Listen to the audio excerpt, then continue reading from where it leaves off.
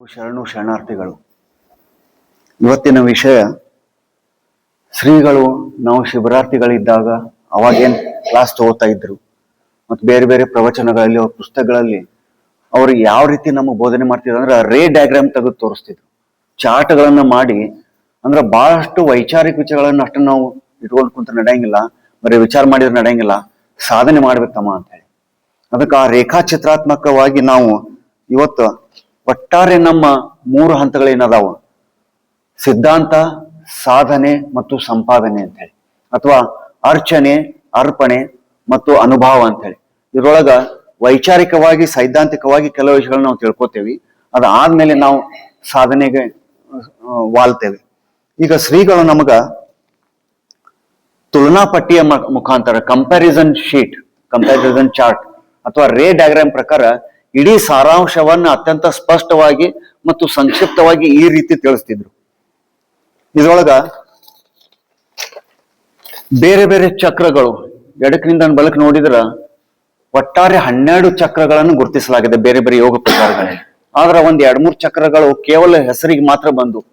ಶರಣರು ಏನ್ ಮಾಡಿದ್ರಂದ್ರ ಒಟ್ಟಾರೆ 12 ಚಕ್ರಗಳನ್ನ ಸ್ಪಷ್ಟವಾಗಿ ಗುರುತಿಸಿ ಬರೀ ಬಾಯಿಲೆ ಹೇಳಿಲ್ಲ, ಅವುಗಳ ಅನುಭವವನ್ನು ಸತ್ಯಕಲ್ಲ ವರ್ಣನೆ ಮಾಡಿದ್ರು. ಅವರು ವಚನದೊಳಗೆ ಅಲ್ಲಮ ಪ್ರಭುದೇವರ ವಚನದೊಳಗೆ ನಾವು ನೋಡ್ತೇವೆ, ಪಶ್ಚಿಮ ಪಡುಕೋಣೆಯಲ್ಲಿ ಚಿತ್ ಸೂರ್ಯನ ಕಂಡೆ ಅಂತ ಹೇಳಿ. ಸೂರ್ಯೋದಯ ಎಲ್ಲರಿಗೂ ಪೂರ್ವ ದಿಕ್ಕಿನಲ್ಲಿ ಆದ್ರ ಶರಣರಿಗೆ ಪಶ್ಚಿಮ ದಿಕ್ಕಿನಲ್ಲಿ ಆಯ್ತು.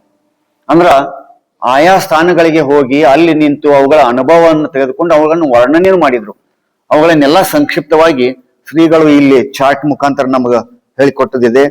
ಈಗ ಮೊದಲನೇ ಕಾಲಮ್ದೊಳಗೆ ನಾವು ನೋಡಿದೀವಿ ಅಂದ್ರ ಎಷ್ಟು ಚಕ್ರಗಳದಾವ ಅನ್ನೋದು ಅವ್ರು ಹೇಳಿದ್ರು. ಮೂಲಾಧಾರ, ಸ್ವಾಧಿಷ್ಠಾನ, ಮಣಿಪೂರಕ, ಅನಾಹತ, ವಿಶುದ್ಧಿ, ಆಜ್ಞಾ, ಸಹಸ್ರಾರ. ಇದಲ್ಲದೆ 3 ಶಿಖಾ, ಪಶ್ಚಿಮ, ಅಣು, ಒಟ್ಟಿಗೆ 10 ಅದು. ಇನ್ನೊಂದ್ 2 ಲಲನಾ ಚಕ್ರ ಮತ್ತು ಬಿಂದು ಚಕ್ರ ಅಂತ ಹೇಳಿ ಬರ್ತಾವ. ಅವು ಕೇವಲ ಸಾಂಕೇತಿಕವಾಗಿ ಬರೀ ಹೆಸರಿನೊಳಗ ಮಾತ್ರ ಬಂದು. ಇದಕ್ಕೆ ಸರಿ ಸಮಾನವಾಗಿ ಶರಣರು ಏನ್ ಮಾಡಿದ್ರೆ ನಮ್ಮ ಶಿವಯೋಗ ಸಾಧನೆಗೆ ಸಂಬಂಧಪಟ್ಟಂತೆ 12 ಲಿಂಗಗಳನ್ನು ಗುರುತಿಸಿದ್ರು. ಈ ಹೊರಗೇನು 12 ಜ್ಯೋತಿರ್ಲಿಂಗ ಅಂತೇವಿ, ಶರಣರಿಗೆ ಅವು ಅಷ್ಟು ಮಹತ್ವದಲ್ಲ, ಶಿವಯೋಗ ಸಾಧಕರಿಗೆ ಅವು ಅಷ್ಟು ಮಹತ್ವದ ಅಲ್ಲ. ಅವರ ಅಂತರಂಗದ ಸೃಷ್ಟಿಯಲ್ಲಿ ಈ ಲಿಂಗಗಳನ್ನು ಗುರುತಿಸಿದ್ರು. 3 ಇಷ್ಟ, ಪ್ರಾಣ, ಭಾವ, 3 ಲಿಂಗಗಳು. ಉಳಿದು 9 ಎಲ್ಲಿ ಬರ್ತಾವಂದ್ರ ಆಚಾರಲಿಂಗ, ಗುರುಲಿಂಗ, ಶಿವಲಿಂಗ, ಜಂಗಮಲಿಂಗ, ಪ್ರಸಾದಲಿಂಗ, ಮಹಾಲಿಂಗ, ನಿಷ್ಕಲ, ನಿಶೂನ್ಯ, ನಿರಂಜನ, ಶೂನ್ಯ. ಇವಷ್ಟು 9, ಒಟ್ಟಾರೆ 12 ಲಿಂಗಗಳನ್ನ ಅಂತರಂಗದಲ್ಲಿ ಶರಣರು ಗುರುತಿಸಿದ್ರು. ಇವುಗಳನ್ನ ಜಾಗೃತಿ ಮಾಡ್ಕೊಳ್ಳೋದು ಅಥವಾ ಅವುಗಳನ್ನ ನಾವು ಯಾವ ರೀತಿ ಸಾಧನೆ ಮಾಡ್ಬೇಕು ಅನ್ನೋದನ್ನ ಶಿವಯೋಗ ಸಾಧನೆಯಲ್ಲಿ ನಾವು ನೋಡಿದ್ವಿ. ಇಲ್ಲಿ ಹಿಂದೆ ಪ್ರತ್ಯಕ್ಷಕ್ಕೆ ನೋಡಿದಾಗ ಅದರಲ್ಲಿ ನಮಗ್ ಬಂತು ಸಾಧನೆ ಹೆಂಗ್ ಮಾಡ್ಬೇಕಂತ ಹೇಳಿ. ಇನ್ನ ಅಲ್ಲಮ ಪ್ರಭುದೇವರ ವಚನದಲ್ಲಿ ಏನ್ ಬಂತಂದ್ರ ಯಾವ್ಯಾವ ಎಷ್ಟು ದಳಗಳದಾವ ಅಂತ ಬಂತು, ಯಾವ್ಯಾವ ದಳಕ್ಕೆ ಯಾವ ಅಕ್ಷರಗಳದಾವ ಅಂತ ಬಂತು. 2ನೇ ಕಾಲಮ್ದೊಳಗೆ ನಾವು ನೋಡ್ತೇವೆ. ಮೂಲಾಧಾರ ಚಕ್ರಕ್ಕೆ 4 ದಳ, ಅದರ ವರ್ಣ ಕೆಂಪು, ಮತ್ತು ಅದರಲ್ಲಿ ನಾಮ್ ಅನ್ನುವಂತ ನಾದವನ್ನ ಗುರುತಿಸಿದ್ರು ಶರಣರು. ಅದೇ ರೀತಿ ಸ್ವಾಧಿಷ್ಠಾನ ಚಕ್ರಕ್ಕೆ 6 ದಳ, ಕಿತ್ತಳೆ ಬಣ್ಣ, ಆರೆಂಜ್ ಕಲರ್ ಮತ್ತು ಪಚ್ಚೆ, ಅಂದ್ರೆ ಇಲ್ಲಿ ಮಾಮ್, 2ನೇ ಹಂತದಲ್ಲಿ ಮಾಮ್ ಅನ್ನುವಂತ ನಾದವನ್ನು ಗುರುತಿಸಿದ್ರು. ಅದೇ ರೀತಿ ಮಣಿಪೂರಕ, ಅನಾಥ ಇವನ್ನೆಲ್ಲ ನೋಡಿ ಸಹಸ್ರಾರದಲ್ಲಿ ನಾವು ಒಂದು 1000 ದಳ ಅಂತ ತಿಳ್ಕೊಬಾರ್ದು, ಸಾವಿರಾರು ದಳ ಅಂತ ತಿಳ್ಕೊಬೇಕು. ಸಹಸ್ರಾರ ಅಂದ್ರೆ ಒಂದೇ 1000 ಅಲ್ಲ, ಸಾವಿರಾರು ದಳಗಳನ್ನ ಬಂತು. ಇದು ಬಣ್ಣ ಸ್ವಯಂ ಜ್ಯೋತಿ, ಸೆಲ್ಫ್ ಲುಮಿನಸ್ ಅಂತ ಹೇಳಿ. ಇಲ್ಲಿ ನಾಮ ಯಾವುದೂ ಇರಂಗಿಲ್ಲ, ಇಲ್ಲಿ ಯಾವುದೇ ಸ್ವರ ಇರಂಗಿಲ್ಲ, ಅದು ಶಬ್ದಾತೀತ ತರಂಗ. ಇದು ಸಹಸ್ರಾರ ಚಕ್ರ. ಈ ರೀತಿ ಅಲ್ಲಮ ಪ್ರಭುದೇವರು ಏನ್ ಮಾಡಿದ್ರು ಅಂದ್ರೆ ಒಂದೊಂದು ದಳದಲ್ಲಿ 4 ದಳ, ಮೂಲಾಧಾರದಲ್ಲಿ 4 ದಳ, ಒಂದೊಂದು ದಳದಲ್ಲಿ ಯಾವ ಅಕ್ಷರಗಳಿವೆ ಇವೆ ಅನ್ನೋದನ್ನ ಅವ್ರ ವಚನದಲ್ಲಿ ಬರೆದ್ರು. 4 ದಳದ ಮೂಲಾಧಾರ ಚಕ್ರದಲ್ಲಿ ವ, ಶ, ಶ ಮತ್ತು ಸ, ಈ 4 ದಳಗಳಲ್ಲಿ ಒಂದೊಂದು ದಳ ಅಂದ್ರೆ ಒಂದೊಂದು ವೈಬ್ರೇಷನ್, ಒಂದೊಂದು ಫೇಸ್ ಅಂತ ಹೇಳಿ ಹಿಡಿದ್ರು. ಒಂದೊಂದು ಫೇಜ್ಗೆ, ಒಂದೊಂದು ದಳಕ್ಕೆ ಒಂದೊಂದು ಅಕ್ಷರಗಳು ಇವೆ. ಅದೇ ರೀತಿ ಬೇರೆ ಬೇರೆ ಚಕ್ರಗಳಿಗೆ ಆಯಾ ದಳಗಳಿಗೆ ತಕ್ಕಂತೆ 6 ದಳ, 10 ದಳ, 12 ದಳ, 16 ದಳ ಇದರ ವಿಶುದ್ಧಿ ಚಕ್ರ, 2 ದಳ ಆಜ್ಞಾ ಚಕ್ರ. ಇದರಲ್ಲಿ ಹಂ ಮತ್ತು ಶಂ ಅನ್ನುವಂತ 2 ಹಂ ಸಂ. ಅದಕ್ಕೆ ಶ್ರೀಗಳ ಒಂದು ಉದಾಹರಣೆಯನ್ನು ಕೊಟ್ರಂದ್ರ ಹಂಸ ಅನ್ನುವಂತ ಒಂದು ಪಕ್ಷಿಯ 2 ರೆಕ್ಕೆಗಳನ್ನು ಕತ್ತಿಸಿದಾಗ ಏನ್ ಉಳಿತೈತೆ ಅದು ಓಂಕಾರ ಅಂತ ಹೇಳಿ. ಹಂ ಮತ್ತು ಶ್ರಮ್ ಇವೆರಡು ತಗದ ಮೇಲೆ ಏನು ಉಳಿತೈತೆ ಅದು ಓಂಕಾರ ಅಥವಾ ಪ್ರಣಮ. ಇಲ್ಲಿ ಎರಡು ದಳ, ಒಂದೊಂದು ದಳಕ್ಕೆ ಒಂದೊಂದು ಅಕ್ಷರಗಳಿವೆ ಅಂತ ಹೇಳಿ ಈ ತುಲನಾ ಪಟ್ಟಿ ಒಳಗೆ ನಾವು ಶಿಬಿರಾರ್ಥಿಗಳಿದ್ದಾಗ ಅವರು ಹೇಳಿಕೊಟ್ಟದ್ದು. ಇನ್ನ ನಮ್ಮಲ್ಲಿ ಶಟಸ್ಥಳಗಳೇನದಾವ, ಒಂದೊಂದು ಸ್ಥಳಕ್ಕೆ ಒಂದೊಂದು ಚಕ್ರಕ್ಕೆ ಒಂದೊಂದು ಸ್ಥಳಗಳನ್ನು ಗುರುತಿಸಿ, ಮೊದಲನೇದು ಮೂಲಾಧಾರ ಚಕ್ರಕ್ಕೆ ಸಂಬಂಧಪಟ್ಟಂತೆ 4 ದಳಗಳಿರುವಂತಹ ಈ ಚಕ್ರಕ್ಕೆ ಕೆಂಪು ವರ್ಣ, ಇದಕ್ಕೆ ಭಕ್ತ ಸ್ಥಳ ಅಂತ ಹೇಳಿ ಕರೆದ್ರು. ಮೂಲಾಧಾರ ಚಕ್ರ ಭಕ್ತ ಸ್ಥಳ. ಅದಾದ್ಮೇಲೆ ಮಹೇಶ, ಪ್ರಸಾದಿ, ಪ್ರಾಣಲಿಂಗಿ, ಶರಣ ಮತ್ತು ಐಕ್ಯ, ಇವು ಶಟಸ್ಥಳದಲ್ಲಿ ಬರುವಂತ ಆಯಾ ಚಕ್ರಗಳು, ಆಯಾ ಲಿಂಗಗಳು, ಆಯಾ ದಳಗಳಿಗೆ ನಾವು ಈ ಚಾರ್ಟ್ ಪ್ರಕಾರ ತಿಳ್ಕೊಂಡಿವಿ. ಅಂದ್ರ ಒಟ್ಟಾರೆ ಈ ಸೈದ್ಧಾಂತಿಕ ವಿಷಯಗಳನ್ನ, ಅಂದ್ರೆ ಸಿದ್ಧಾಂತ, ಸಾಧನೆ ಮತ್ತು ಸಂಪಾದನೆ, ಈ ಸಿದ್ಧಾಂತವನ್ನ ನಾವು ಸಂಕ್ಷಿಪ್ತವಾಗಿ ತಿಳ್ಕೊಂಡು ಮುಂದೆ ಹೋಗ್ಬೇಕು ಅನ್ನೋದು ಅಷ್ಟ ನಮ್ಮ ಉದ್ದೇಶ. ಬಾಳಟ್ ವಿಚಾರ ಮಾಡಿ ಬಾಳಟ್ ಪ್ರವಚನ ಬರೀ ಓದ್ಕೋತ್ ಕುಂತ್ರ ನಾವು ಮಾತಿನ ಮಲ್ಲರಾಗಿ ಹೋಗ್ತೇವೆ, ಸಾಧಕರಾಗುದಿಲ್ಲ ಅನ್ನೋದು ಶ್ರೀಗಳ ಒಂದು ಆದೇಶ. ಇದಕ್ಕೇನ್ ಮಾಡಿದ್ರು ಅಂದ್ರೆ ಶರಣರು ಒಂದೊಂದು ಸ್ಥಳಕ್ಕೆ ಒಬ್ಬೊಬ್ರು ಅಧಿಕಾರಿಯನ್ನಾಗಿ ನೇಮಿಸಿದರು. ಮೂಲಾಧಾರ ಚಕ್ರಕ್ಕೆ ಸಂಬಂಧಪಟ್ಟಂತೆ ಭಕ್ತ ಸ್ಥಳಕ್ಕೆ ಬಸವಣ್ಣನವರನ್ನ ಅಧಿಕಾರಿಯಾಗಿ ನೇಮಿಸಿದರು ಅಂತ ಹೇಳಿ ನಾವು ಭಕ್ತಿ ಭಾಂಡಾರಿ ಬಸವಣ್ಣರು ಅಂತ ಕರಿತೇವೆ. 2ನೇ ಸ್ಥಳ ಅದು ಮಹೇಶ ಸ್ಥಳ, ಇದಕ್ಕ ಮಡವಾಳ ಮಾಚಯ್ಯನ ಅವರನ್ನ ಅಧಿಕಾರಿಯಾಗಿ ನೇಮಿಸಿದರು. 3ನೇದು ಮಣಿಪುರಕ ಅಥವಾ ಪ್ರಸಾದಿ ಸ್ಥಳ, ಅದರೊಳಗ ಚನ್ನಬಸವಣ್ಣನವರನ್ನು ಅಧಿಕಾರಿಯಾಗಿ ಮಾಡಿದ್ರು. ಅನಾಹತ ಚಕ್ರಕ್ಕೆ ಸಂಬಂಧಪಟ್ಟಂತೆ ಪ್ರಾಣಲಿಂಗಿ ಸ್ಥಳ, ಇಲ್ಲಿ ಸಿದ್ದರಾಮಯ್ಯನವರು ಮತ್ತು ಅಂದ್ರೆ ಸೊಲ್ಲಾಪುರ ಸಿದ್ದರಾಮೇಶ್ವರರು ಮತ್ತು ಅಕ್ಕ ಮಹಾದೇವಿ ಅವರು ಇವರನ್ನು ಅಧಿಕಾರಿಯಾಗಿ ನೇಮಿಸಿದ್ರು. ವಿಶುದ್ಧಿ ಸ್ಥಳಕ್ಕೆ ಸಂಬಂಧಪಟ್ಟಂತೆ ಶರಣ ಸ್ಥಳ, ಅಲ್ಲಿ ಅಲ್ಲಮ ಪ್ರಭುದೇವರು ಅಧಿಕಾರಿಗಳಾದರು.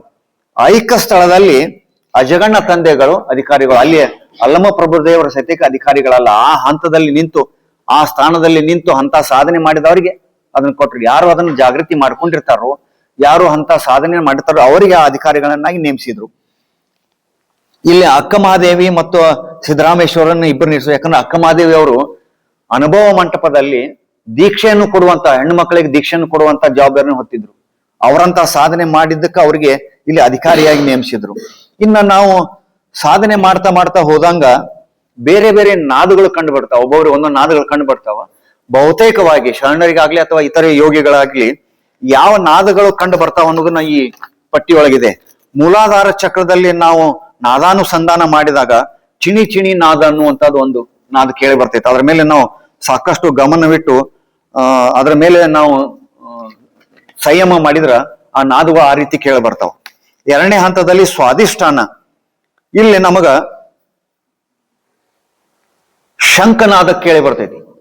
ಅಂದ್ರ ಸ್ವಾದಿಷ್ಠಾನ ಚಕ್ರ ಇದು ಮಹೇಶ ಸ್ಥಳ. ಆಮೇಲೆ ಮಣಿಪೂರಕ ಚಕ್ರದಲ್ಲಿ ಭೇರಿ ಅಥವಾ ಢಮರು ಈ ನಾದ ಕೇಳಿ ಬರ್ತೈತಿ. ಅನಾಹತ ಚಕ್ರದಲ್ಲಿ, ಹೃದಯ ಸ್ಥಾನದ ಅನಾಹತ ಚಕ್ರದಲ್ಲಿ ವೀಣಾ ಅಥವಾ ಮೃದಂಗ ನಾದಗಳು ಕೇಳಿ ಬರ್ತಾವ. ಆಮೇಲೆ ವಿಶುದ್ಧಿ ಚಕ್ರದಲ್ಲಿ ಕೊಳಲು ಅಥವಾ ಘಂಟಾನಾದ ಕೇಳಿ ಬರ್ತೈತಿ. ಆಜ್ಞಾ ಚಕ್ರದಲ್ಲಿ ತುಂತುರು ಮಳೆ ಬೀಳದ ಕರೆಯನ್ನು ಧ್ವನಿ ಬರ್ತೈತಿ. ಈ ರೀತಿ ಬೇರೆ ಬೇರೆ ನಾದಗಳನ್ನ ಅವರು ಗುರುತಿಸಿದ್ರು. ಸಾಧನೆಯಲ್ಲಿ ಕುಳಿತಾಗ ನಮ್ಗ ಇಂಥ ಸಮಯಗಳು ಅಥವಾ ಇಂಥ ನಾದಗಳು ನಮ್ಗೆ ಕೇಳಿ ಬರಬೇಕು ಅಂತ ಹೇಳಿ ನಾದ ಬಿಂದು ಕಲೆಯು ಮೂರನ್ನು ಸೇರಿಸಿ ನಮ್ಗ ಈ ಶಿವಯೋಗ ಸಾಧನೆಯಲ್ಲಿ ಅದನ್ನ ಅಳವಡಿಸಿಕೊಟ್ಟದಿದೆ. ಅಷ್ಟೇ ಅಲ್ಲ, ಪಂಚ ಮಹಾಭೂತಗಳನ್ನ ನೋಡಿದೀವ ಅಂದ್ರ ಮೂಲಾಧಾರ ಚಕ್ರ ಅಥವಾ ಭಕ್ತ ಸ್ಥಳಕ್ಕೆ ಪೃಥ್ವಿ ತತ್ವ ಇದೆ. ಆಮೇಲೆ 2ನೇ ಸ್ಥಳ ಸ್ವಾದಿಷ್ಠಾನಕ್ಕೆ ಅಂದ್ರ ನೀರಿನ ತತ್ವ. ಆಮೇಲೆ ಅಗ್ನಿ ತತ್ವ ಮಣಿಪೂರಕ, ಇದು ಪ್ರಸಾದಿ ಸ್ಥಳ. ಆಮೇಲೆ ವಾಯು ಅನಾಹತ ಚಕ್ರ, ಆಕಾಶ ತತ್ವ ವಿಶುದ್ಧಿ ಚಕ್ರ, ಮನ ಅನ್ನೋದು ಆಜ್ಞಾ ಚಕ್ರ, ಅದಾದ್ಮೇಲೆ ಆತ್ಮ ಅನ್ನೋದು ಸಹಸ್ರಾರ ಚಕ್ರ. ಪಂಚ ಮಹಾಭೂತಗಳಲ್ಲದೆ ನಮ್ಮಲ್ಲಿ 2 ವಿಶೇಷ ಭೂತಗಳಿವೆ, ಅವುಗಳಿಗೆ ಮನ ಮತ್ತು ಆತ್ಮ ಅಂತೇಳಿ ಗುರುತಿಸಿದ್ರು. ಮತ್ತ ಇವುಗಳಲ್ಲಿ ಬೇರೆ ಬೇರೆ ಪಂಚೇಂದ್ರಿಯಗಳನ್ನು ಸಹಿತಕ್ಕೆ ಅವರು ಜೋಡಿಸ್ಯಾರ. ಅಂದ್ರ ಮೂಲಾಧಾರ ಚಕ್ರದಲ್ಲಿ ಭಕ್ತ ಸ್ಥಳದಲ್ಲಿ ಪಂಚೇಂದ್ರಿಯ ಅಂದ್ರ ಇದು ನಾಸಿಕ, ಮೂಗು, ಇದಕ್ಕೆ ಮೂಲಾಧಾರ ಚಕ್ರದಲ್ಲಿ ಅಂದ್ರೆ ಅಲ್ಲಿ ಅದು ಪರಿಶುದ್ಧ ಆಗ್ಬೇಕನ್ನೋದು. ಭಕ್ತ ಸ್ಥಳದಲ್ಲಿ ನಾಸಿಕ ಇದಕ್ಕ ಜೋಡಿಸಿ ಅದು ಅಲ್ಲಿ ಶುದ್ಧ ಆಗ್ಬೇಕು. ಅಂದ್ರೆ ಎಲ್ಲಿವರೆಗೂ ಅಂಗ ಶುದ್ಧ ಆಗುದಿಲ್ಲ ಅಲ್ಲಿವರೆಗೂ ಶಿವನಲ್ಲಿ ಇರುವಂತ ಶುದ್ಧನಲ್ಲಿ ನಾವು ಅಂಗವನ್ನ ಸಮರಸ ಮಾಡಿಸ್ಲಿಕ್ಕೆ ಸಾಧ್ಯ ಇಲ್ಲ. ಮೊದಲು ನಾವು ಶುದ್ಧವಾಗಬೇಕು, ಅಶುದ್ಧಿಯಿಂದ ಶುದ್ಧತೆ ಆದ ಮೇಲೆ ಶಿವನಲ್ಲಿ ಐಕ್ಯವಾಗಿ ಶಿವನಲ್ಲಿ ಐಕ್ಯವಾಗ್ಲಿಕ್ಕೆ ಸಾಧ್ಯ ಅಂತೇಳಿ ಇವೆಲ್ಲವೂ ಶುದ್ಧಗೊಳ್ಬೇಕಂತ ಹೇಳಿ ಬೇರೆ ಬೇರೆ ಅವುಗಳು ಅಂದ್ರ ಪಂಚೇಂದ್ರಿಯಗಳನ್ನು ಗುರುತಿದ್ರು. 2ನೇ ಹಂತದಲ್ಲಿ ಸ್ವಾದಿಷ್ಟಾನ ಜಿಹ್ವೆ ನಾಲಿಗೆ, 3ನೇ ಹಂತದಲ್ಲಿ ನೇತ್ರ ಕಣ್ಣು, ಅನಾಹತ ಚಕ್ರದಲ್ಲಿ ತ್ವಚ ಅಂದ್ರೆ ಚರ್ಮ, ವಿಶುದ್ಧಿ ಚಕ್ರದಲ್ಲಿ ಕರ್ಣ ಮತ್ತು ಆಜ್ಞಾ ಚಕ್ರದಲ್ಲಿ ಸರ್ವಾಂಗ ಅಂತ ಹೇಳಿ ನಮ್ಮಲ್ಲಿ ಸರ್ವಾಂಗ ಲಿಂಗಿ ಅಂತ ಹೇಳಿ ಒಂದು ಬಂತು. ಅಂಗಲಿಂಗರ ಸಾಮರಸ್ಯದಲ್ಲಿ ಲಿಂಗ ಭೋಗೋಪಭೋಗಿ ಅಂತ ಹೇಳಿ ಇವು ಅಷ್ಟು ಶುದ್ಧವಾದ ಮೇಲೆ ಮಾತ್ರ ನಾವು ಶರಣ ಹಂತಕ್ಕೆ ಮತ್ತು ಐಕ್ಯ ಸ್ಥಳಕ್ಕೆ ಹೋಗ್ತೇವೆ. ಇದು ಕೆಲವೊಂದಿಷ್ಟು ನಾವು ಈ ತುಲನಾ ಪಟ್ಟಿ ಪ್ರಕಾರ ಸಂಕ್ಷಿಪ್ತವಾಗಿ ಮತ್ತು ಸ್ಪಷ್ಟವಾಗಿ ಇಡೀ ಸಿದ್ಧಾಂತವನ್ನ ನಾವು ತಿಳ್ಕೊಳ್ಳಿಕ್ ಸಾಧ್ಯ. ಇನ್ನು ನಾವು ಸಾಧನೆ ಆರಂಭ ಮಾಡಿದ ಮೇಲೆ ಒಬ್ಬ ಶಿವಯೋಗ ಸಾಧಕನಾಗಿ ಅಥವಾ ಯಾವುದೇ ಯೋಗ ಪ್ರಕಾರದ ಸಾಧನೆ ಆರಂಭ ಮಾಡಿದ ಮೇಲೆ ನಮಗೆ ಕೆಲವು ವಿಷಯಗಳು ನಮ್ಮನ್ನು ಮುತ್ತಾ ಇರ್ತಾವ.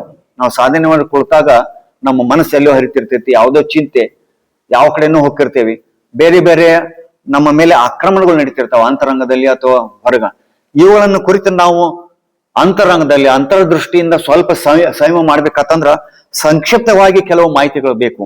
ಇದನ್ನ ಶ್ರೀಗಳು ಶಬ್ದಕೋಶದ ಮುಖಾಂತರ ಕೊಟ್ಟರು. ಅವ್ರು ಬೇರೆ ಬೇರೆ ಪ್ರವಚನ ಮತ್ತು ಪುಸ್ತಕದಿಂದ ಸಂಗ್ರಹ ಮಾಡಿ ಕೆಲವೊಂದಿಷ್ಟು ವಿಷಯಗಳು ಸಾಧಕನಿಗೆ ಗುರ್ತಿರ್ಬೇಕು, ಇದರಿಂದ ನಿಗಾ ಇಡಲಿಕ್ಕೆ ಸಾಧ್ಯ.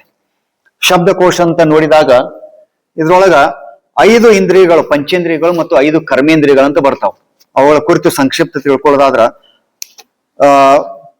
ಜ್ಞಾನೇಂದ್ರಿಯಗಳು 5: ನಾಸಿಕ, ಜಿಹ್ವೆ, ನೇತ್ರ, ಚರ್ಮ ಮತ್ತು ಕರ್ಣ. ಇವು 5 ಪಂಚೇಂದ್ರಿಯ ಜ್ಞಾನೇಂದ್ರಿಯಗಳು. ಇನ್ನು 5 ಕರ್ಮೇಂದ್ರಿಯಗಳು ಬರ್ತಾವ: ಗುದ, ಗುಹ್ಯ, ಪಾದ, ಹಸ್ತ ಮತ್ತು ಮುಖ ಅಂತೇಳಿ. ಈಗಾಗಲೇ ನಾವು ನೋಡೇವಿ ದಶವಿಧ ಸನ್ಯಾಸಿಗಳು. ಇನ್ನೊಮ್ಮೆ ಹಂಗ ಓದಿ ಹೇಳ್ಬಿಡ್ತೀನಿ.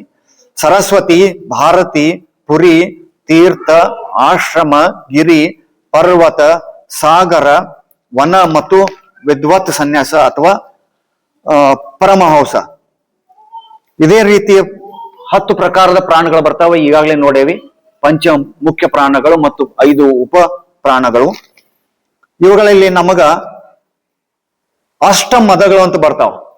ನಮಗೆ ಅಹಂಕಾರಗಳು ಬೇರೆ ಬೇರೆ ರೀತಿಯನ್ನು ಕ್ಲಾಸಿಫೈ ಮಾಡಿದ್ರು. ನಮ್ಗೆ ತಿಳಿಲಾರ್ದಂತಹ ಬೇರೆ ಬೇರೆ ಅಹಂಕಾರಗಳು ಅವು ಅಷ್ಟ ಮದಗಳು ಅಂತ ಕರೆದ್ರು. ಅವು ಯಾವ ಅಂತಂದ್ರ ಕುಲಮದ, ಶೀಲಮದ, ಧನಮದ, ರೂಪಮದ, ಯೌವನ ಮದ, ವಿದ್ಯಾಮದ, ರಾಜ್ಯ ಮದ ಮತ್ತು ತಪೋಮದ ಅಥವಾ ತಪಸ್ಮದ ಅಂತ ಹೇಳಿ. ಆಮೇಲೆ 5 ಕ್ಲೇಶಗಳು, ಪಂಚ ಕ್ಲೇಶಗಳು ಅಂತ ಬರ್ತಾವ: ಅವಿದ್ಯ, ಅಸ್ಮಿತ್, ರಾಗ, ದ್ವೇಷ, ಅಭಿನಿವೇಶ.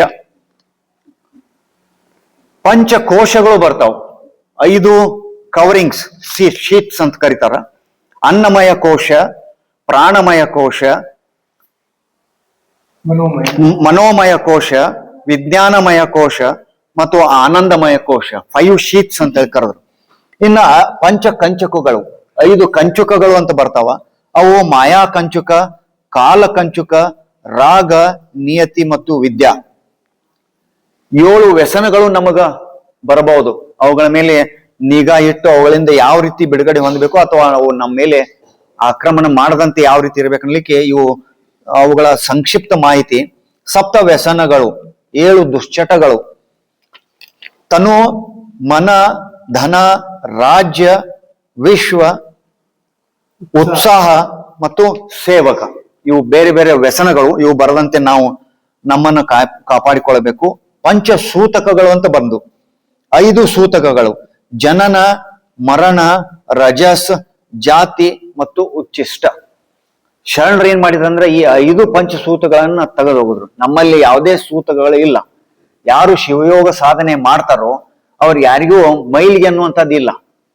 ಶುದ್ಧತೆ ಅಶುದ್ಧತೆ ನಾವು ಹೇಳ್ಬೋದು, ಆದ್ರೆ ಮಡಿ ಮೈಲಿ ಎನ್ನುವಂತ ಶಬ್ದ ಶಿವಯೋಗ ಸಾಧಕರಿಗೆ ಬಾಧ ಆಗುವುದಿಲ್ಲ ಅನ್ನೋದು ಶರಣರು ಹೇಳಿದ್ದು ಮತ್ತು ಶ್ರೀಗಳು ಹೇಳಿದ್ದು. ಇನ್ನು ಅರಿಷಡ್ ವರ್ಗಗಳು, 6 ವೈಸಸ್, 6 ವೈಸಸ್ ಅಂತ ಹೇಳಿ ಬರ್ತಾವ. ಅರಿಷಡ್ ವರ್ಗಗಳು: ಕಾಮ, ಕ್ರೋಧ, ಲೋಭ, ಮೋಹ, ಮದ ಮತ್ತು ಮತ್ಸರ. ತಾಪತ್ರಯಗಳು 3 ತಾಪಗಳು ಅಂತ ಬರ್ತಾವ. ಅವು ಆದಿ ಭೌತಿಕ, ಆದಿ ದೈವಿಕ ಮತ್ತು ಆಧ್ಯಾತ್ಮಿಕ. ಇನ್ನ ಮಲತ್ರಯಗಳು, 3 ಮಲಗಳು ಅಂತ ಹೇಳಿ ಅವು ನಮ್ಮಲ್ಲಿ ಏನು ವಿಭೂತಿ ಧಾರಣೆಯಲ್ಲಿ ಏನ್ ಬರ್ತಾವ ಅವು ಆಣವ, ಮಾಯಾ ಮತ್ತು ಕರ್ಮ. ಇವು 3 ಮಲಗಳು. ಅದೇ ರೀತಿ ಷಡೋರ್ಮಿಗಳು ಅಂತ ಬಂದು 6 ಜರ, ಮರಣ, ಕ್ಷುತ್, ಪಿಪಾಸ್, ಶೋಕ ಮತ್ತು ಮೋಹ. ಇವುಗಳೆಲ್ಲ ಒಂದು ಡಿಕ್ಷನರಿ ಯಾಕೆ ಮಾಡ್ಯಾವ ಅಂತಂದ್ರ ಸಾಧನೆಯಲ್ಲಿ ನಾವು ಕುಳಿತಾಗ ನಮಗ್ ತಿಳಿದೇವೋ ನಮಗ ಇವೆಲ್ಲವೂ ಆಕ್ರಮಣ ಮಾಡ್ತಿರ್ತಾವ, ನಮಗ್ ತಿಳಿದಂತೆ ಅವು ನಮ್ಮನ್ನು ಸೇರ್ಕೋತಿರ್ತಾವ. ಯಾವ ರೀತಿ ನಾವು ಅವುಗಳನ್ನ ಪ್ರತಿಬಂಧನೆ ಮಾಡಬೇಕು, ಯಾವ ರೀತಿ ನಾವು ಇವುಗಳಿಂದ ಬಿಡುಗಡೆ ಮಾಡಬೇಕು, ಎಷ್ಟಷ್ಟು ನಾವು ಬಿಡುಗಡೆ ಹೊಂತೇವಿ ಅಷ್ಟಷ್ಟು ನಾವು ಸಾಧನೆಯಲ್ಲಿ ಹೆಚ್ಚು ವೇಗವನ್ನ ಪಡಿತೇವೆ ಅನ್ನೋದು ಒಂದು. ಅದೇ ರೀತಿ ನಾವು ಸಾಧನೆಯಲ್ಲಿ ಕುಳಿತಾಗ ಕೆಲವು ಸಿದ್ಧಿಗಳು ಬರ್ತಾವ ಅಂತೇಳಿ ಒಂದು ಲಿಸ್ಟ್ ಇದೆ. ಉದಾಹರಣೆಗೆ ಅಣಿಮಾದಿ ಸಿದ್ಧಿಗಳು ಅಂತೇಳಿ ಪದೇ ಪದೇ ನಾವು ಕೇಳಿ. ಅಣಿಮ ಇತ್ಯಾದಿ ಸಿದ್ಧಿಗಳು, ಅವು 8 ಸಿದ್ಧಿಗಳದಾವ. ಅಣಿಮ, ಮಹಿಮಾ, ಗರಿಮ, ಲಘಿಮ, ಪ್ರಾಪ್ತಿ, ಪ್ರಕಾಮ್ಯ, ಇಶಿತ್ವ ಮತ್ತು ವಶಿತ್ವ. ಇವು ಅಣಿಮಾದಿ 8 ಸಿದ್ಧಿಗಳು. ಇವು ಯಾವಂತಂದ್ರ ಉದಾಹರಣೆಗೆ ಅಣಿಮ ಅಂದ್ರೆ ನಮ್ಮಲ್ಲಿ ಅಣೋರಣಿಯಾನ್ ಮಹತೋಮಹಿಯಾನ್ ಅಂತ ಹೇಳಿ ಒಂದಿದೆ. ಅಣುವಿನಷ್ಟು ಚಿಕ್ಕ ಗಾತ್ರವನ್ನು ಹೊಂದಲಿಕ್ಕೆ ಸಾಧ್ಯ ಇರುವಂತ ಒಂದು ಸಾಮರ್ಥ್ಯ ಅಥವಾ ಸಿದ್ಧಿ, ಇದು ಅಣಿಮ. ಮಹಿಮಾ ಅಂದ್ರ ಅತ್ಯಂತ ದೊಡ್ಡ ಗಾತ್ರ ಹೊಂದುವಂತ ಒಂದು ಶಕ್ತಿ. ಇದನ್ನ ಮೀನ್ ಕಣದಲ್ಲಿ ಶ್ರೀಗಳು ಅದನ್ನು ವರ್ಣನೆ ಮಾಡ್ಯಾರ, ಅದ್ ಹೆಂಗ್ ಆಕೈತೆ ಅಂತೇಳಿ. ಈ ಮೀನ್ ಕಣ್ಣ ಅಂದ್ರೆ ಯಾವ್ದಂದ್ರೆ ನಮ್ಮ ಆಜ್ಞಾಚಕ್ರ, ಅದು ಜಾಗೃತಿ ಆದಾಗ ಆ ಯೋಗಿಗೆ ಇಂಥ ಸಿದ್ಧಿಗಳು ಬರ್ತಾವ ಅಂತ ಹೇಳಿ. ಗರಿಮಾ ಅಂದ್ರ ಬಹಳಷ್ಟು ವಜನ ಹೊಂದುವಂತದ್ದು. ನಾವು ಮಹಾಭಾರತದೊಳಗೆ ನೋಡ್ತೇವೆ, ಭೀಮಗ ಸೊಕ್ ಬಂದಿರ್ತೈತಿ, ಅವಾಗ ಹನುಮಪ್ಪ ತನ್ನ ಬಾಲ ಇಟ್ಕೊಂತ ಇದನ್ನ ನಾನು ಸರಿಸಿಡಂತಾನ. ಆ ಬಾಲ ಎತ್ತಿಡಾಕ ಅವಂಗ ಭೀಮಗ ಆಗ್ಲಿಲ್ಲ. ಈ ರೀತಿ ಬಹಳ ವಜನ ಆಗುವಂತ ಒಂದು ಶಕ್ತಿ. ಲಘಿಮಾ ಅಂದ್ರ ಹಗುರ, ಅತ್ಯಂತ ಹಗುರವಾಗಿ ಗಾಳಿಯಲ್ಲಿ ತೇಲುವಂತ ಶಕ್ತಿ. ಆಮೇಲೆ ಪ್ರಕಾಮ್ಯ ಅಂದ್ರೆ ಏನು ಬಯಸ್ತೇವೆ ಅದನ್ನೆಲ್ಲ ಪಡೆದುಕೊಳ್ಳುವಂತ ಶಕ್ತಿ. ಇಶಿತ್ವ ಅಂದ್ರ ಆತ್ಮ ನಿಗ್ರಹ ಅಥವಾ ಸ್ವನಿಗ್ರಹ. ವಶಿತ್ವ ಅಂದ್ರ ಪರ ನಿಗ್ರಹ, ಬೇರೆಯವನ್ನ ನಿಗ್ರಹ ಮಾಡೋದು. ಶ್ರೀಗಳು ಹೇಳ್ತಾ ಇದ್ರು, ಯಾರಿಗೆ ಕುಂಡಲಿನಿ ಜಾಗೃತಿ ಆಗಿದೆಯೋ, ಯಾರಿಗೆ 3ನೇ ಕಣ್ಣು ಜಾಗೃತಿ ಆಗಿದೆಯೋ ಅವ್ರಿಗೆ ಎದುರಿಗೆ ಇದು ವ್ಯಕ್ತಿ ನೋಡಿದ್ರೆ ಅವನ ಮನಸ್ಸಿನಲ್ಲಿ ಏನಿದೆ ಎಲ್ಲ ತಿಳಿತೈತಿ. ಇಂಥ ಶಕ್ತಿ ಸಾಮರ್ಥ್ಯಗಳು ಅವರಿಗೆ ಲಭಿಸ್ತಾವ ಅಂತೇಳಿ. ಇನ್ನು ಸಾಧನೆಯಲ್ಲಿ ಕುಳಿತಾಗ ನಮ್ಮ ಗಮನಕ್ಕೆ ಬಾರದಂತೆ, ನಮಗೆ ಯಾವುದೇ ಸಂವೇದನೆ ಇರದೇ ಇದ್ರು ಸಹಿತ ಕೆಲವೊಂದಿಷ್ಟು ಸತ್ಪುರುಷರು, ಅವರಿಗೆ ಯೋಗಿ ಪ್ರತ್ಯಕ್ಷ ಅಥವಾ ಸಿದ್ಧ ದರ್ಶನ ಅಂತೇಳಿ ಶ್ರೀಗಳು ಕರೆದ್ರು. ನಮಗ ತಿಳಿಲಾರ್ದಂತ, ನಾವು ಎಲ್ಲಿಯೂ ಕೇಳಲಾರ್ದಂತ, ಇದಕ್ಕಿಂತ ಮುಂಚೆ ನಮ್ಮ ಕನಸಿನೊಳಗೂ ಬರ್ಲಾರಂತ ಕೆಲವು ಸತ್ಪುರುಷರು ನಾವು ಸಾಧನೆಯಲ್ಲಿ ಕುಳಿತಾಗ ನಮ್ಮ ಕಡೆ ಬರ್ತಾರೆ. ಹಿಂದೆ ಬರ್ಬೋದು. ಅವರ ಅವರ ಕೇಶಗಳನ್ನ ನೋಡಿ ನಾವು ಸ್ವಲ್ಪ ಗಾಬರಿನೂ ಆಗ್ಬೋದು. ಅದಕ್ಕೆ ಅವ್ರೇನಂತಿದ್ರು ಶ್ರೀಗಳು, ಬಹಳ ಅವ್ರು ನಿಮ್ ಸಹಾಯಕ್ ಬಂದಾರ, ಅವ್ರು ಸತ್ಪುರುಷರು, ಅದಕ್ಕ ಅವ್ರಿಗೆ ನೀವು ಭಯ ಪಡೋದಡ, ನಿನ್ನ ರಕ್ಷಣೆ ಮಾಡಕ್ ಬಂದಾರ ಅಂತ ಹೇಳ್ತಿದ್ರು. ಈ ಸಿದ್ಧಿಗೆ ಅವರು ಯೋಗಿ ಪ್ರತ್ಯಕ್ಷ ಅಥವಾ ಸಿದ್ಧ ದರ್ಶನ ಅಂತ ಕರಿತಿದ್ರು. ಯೋಗ ಸಾಧನೆಯಲ್ಲಿ ಇದು ಒಂದು ಹಂತ. ಇದರೊಂದಿಗೆ ನನ್ನ 4 ಮಾತುಗಳಿಗೆ ಮಂಗಳ ಮಾಡ್ತೇನೆ. ತಮ್ಮೆಲ್ಲರಿಗೂ ಶರಣು ಶರಣ.